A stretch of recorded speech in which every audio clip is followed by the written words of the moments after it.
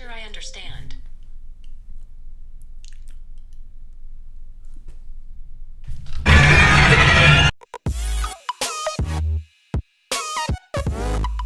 Hey everyone, welcome back to Background Buzz Reviews. Today we're going to be reviewing A Quiet Place.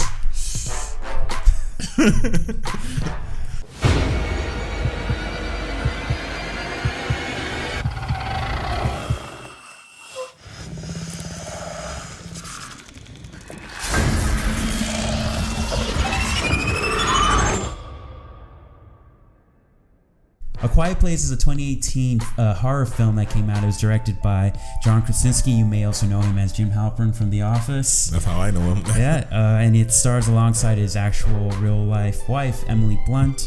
And the screenplay was written by Krasinski, Brian Woods, and Scott Beck. And the movie's based on a story written by Beck and Woods. And the plot pretty much follows a family that must survive and live in a world where there are creatures that are hunting them, and they hunt by sound, so they have to be they're blind. quiet. What'd you think of the movie, Steve? I liked it. You know, I was a little worried going in because it's a PG-13 horror movie, so Yeah. I didn't even think about that. That scared me. I thought it was going to be, you know, watered down. That's what scared you? Not the premise, the rating? No, I dislike PG-13 movies, but that's an issue for a different time. The creatures were actually pretty well realized, and they were genuinely scary, so that was cool. And I think if it follows a family, I think the movie is really more about the interactions between like the family than it is like the actual monsters. So I liked it. And it has some cool plot twists, some things that I didn't see coming. Mm-hmm. I guess maybe we could do a spoiler version at the end of this video, right? Can this whole thing be spoiler? For sure. So this is going to be a spoilers review. I thought the creatures were well realized on both visually. I thought the CGI was really good, yeah. I heard this movie cost $17 million to make. Really? And they got those creatures? And and we recently saw Tomb Raider, which is over $100 million, and you see how the CGI there was questionable CGI. Like I felt like Quiet Place is one of those movies that uses CGI really well, like when you need it. Yeah. When you see the creatures. Because it was really only the creatures. I feel like everything else was filmed on site, so they didn't need it. And I like the look of the creature because it reminded me of, you ever seen that movie Cloverfield? Cloverfield? Sort of spider-like. And you saw Stranger Things? Yeah, I've seen. Kind of reminded me of the creature, the plant. You're right, actually. I didn't make that connection, but you're right. They're similar. Yeah, so it was similar. So the CGI was great. I like that they can only hear. Yeah. That's how they do it. And I'm seeing that a lot recently. Like, there's this game called Last of Us, if you're a fan, and there's the these creatures called clickers, and these creatures click. I didn't even think about that, but you're right. That's the same thing. These creatures click, and they operate through sound, and I think that creates like a really unique way to get scared, where the creature can be like right in front of you, and like they can't see you, so like it adds some really tense moments. Like I think when the mom Emily Blunt was holding the baby in the basement and the creature is like right there, and like you're like praying that the baby doesn't cry. Like, that was genuinely tense. From beginning to end, it's very tense because if you go see this movie in a movie theater, it's gonna be dead quiet. You're gonna hear coughs. You're gonna hear sniffles. It's that quiet of a movie. And there's not a whole bunch of dialogue. Not a lot. Because it's mostly sign language. Yeah. I think the only dialogue is when John Krasinski sends Emily Blunt's character into the basement, and they're finally able to talk. Yeah. Who are we if we can't protect them? We have to protect them. When she has the baby. Yep. It's nice to see that there were those moments where the movie takes you to how she hears the world. You know that. She doesn't hear anything, and it plays really well with the movie where something will happen behind her, like a creature will be behind her, and she just has no idea what's going on. I do like the moment where they put you in her perspective, and then that's when the movie becomes dead quiet, like you can't hear anything. I also like, I don't want to like jump ahead, but I thought the ending was pretty cool as well. When like the final twist, when you find out that they're weak to, I guess, the specific radio waves of the hearing aid. Yeah. Because every creature needs like a weakness. Every creature needs a weakness. And this creature's weakness is... It's sound. It's sound. So like its strength is its weakness, which I thought was cool. Yeah, but like sound, amplified sound, like I don't know, but I think it was like whatever the frequency is of like Yeah. the hearing aid. I'm a fan of creature movies, if it's Godzilla or Cloverfield.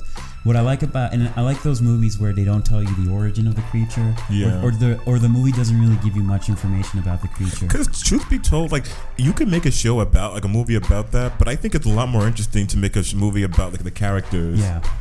It's kind of like The Walking Dead, where I don't know about the comic book, but in the show they don't really explore what caused this, what's going on. It's just here's the world and here are these characters. So I have two issues with this movie that I want to bring up. One, I guess these are just plot holes, but one, did Emily Blunt just deliver the baby herself? Isn't that extremely difficult and like nearly impossible?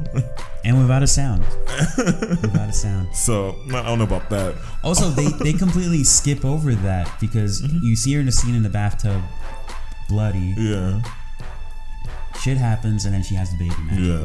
I was like, okay, that's gonna be a leap of faith for me. Yeah. But also in the beginning, when the 4-year-old dies, the whole family was there. Like, wouldn't they have gotten injured too? Like, why was it that only the 4-year-old got taken?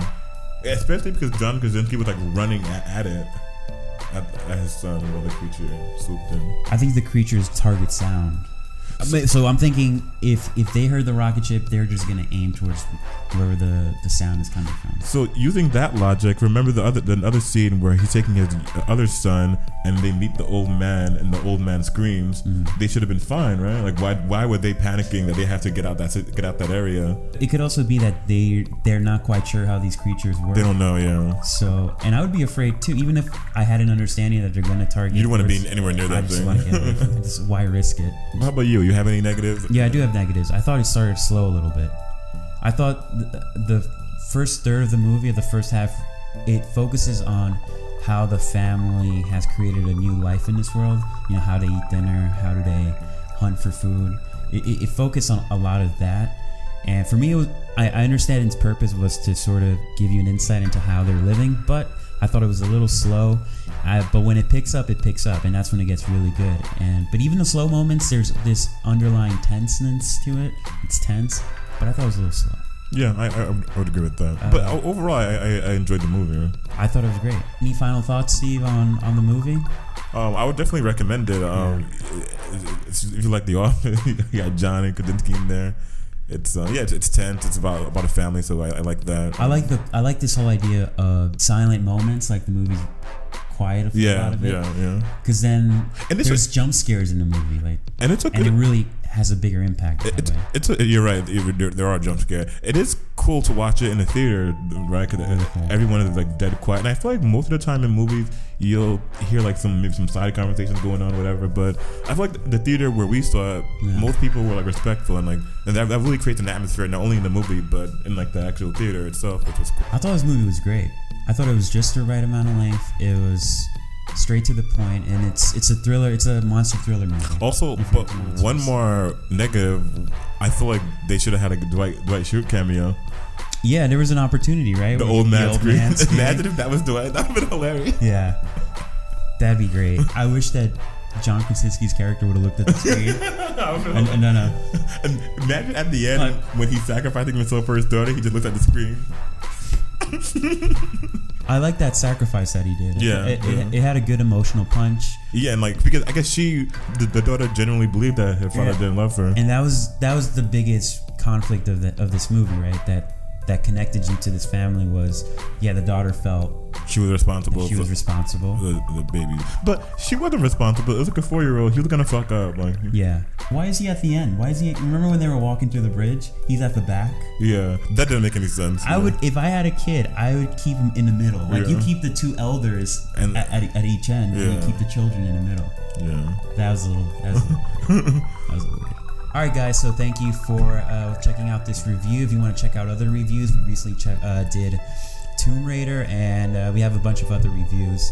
And yeah, pretty much you heard what we had to say. We love the movie. I really love the movie. Go check this movie out. It's in theaters right now. It's getting a lot of hype. It's about 97% on Rotten Tomatoes. And sometimes there's discrepancy between critics and fans, but I think this time they got it right. It's a great movie. I agree. Let us know what you think in the comments below. Please remember to like and subscribe if you like this video. Yeah. All right, guys. Later. Peace.